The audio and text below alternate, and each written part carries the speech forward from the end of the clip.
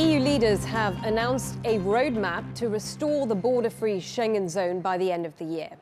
The passport-free travel area has been in jeopardy as countries impose temporary border restrictions in the face of millions of refugees and migrants making their way into Europe. The European Commission wants to lift those restrictions by December.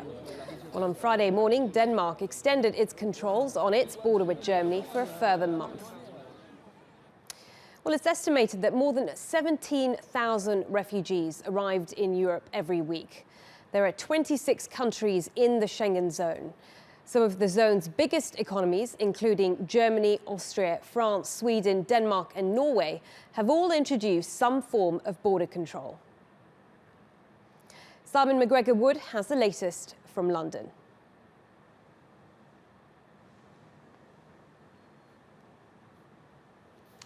That's right. It's been a frenetic day of diplomacy, and the roadmap that you're referring to, the details of which we don't really have in any great numbers, but it refers to the desire in Brussels, of course, to try and reassert the idea of open borders within Europe. Now, we've just had a press conference by the French and German leaders, François Hollande and Angela Merkel in Paris. They, along with other European leaders, have been frantically trying to get their house in order before a crucial summit in Brussels on Monday, to which the Turkish government will send a very high-level delegation led by the Prime Minister, Mr. Davutoglu.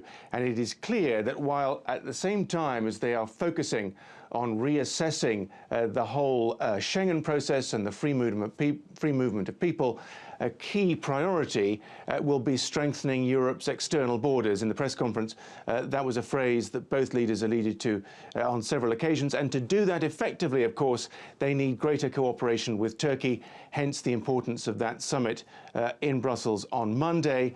One key point that was emerging from that press conference that we heard just a few minutes ago was this notion that Europe is negotiating with Turkey the ability to send back people who reach the shores of Greece and other European countries who are then deemed not legitimate asylum seekers, illegal migrants, effectively. And there's obviously some sort of negotiation to allow the Europeans to send those people back to Turkey, in return for which, of course, as we understand, the Europeans will talk in a more accelerated way about Turkey's admission to the European Union and, of course, the disbursement of several $1 billion of EU money to help the Turks host them in Turkey. OK, Simon, many thanks for that update. Simon McGregor-Wood there in London for us.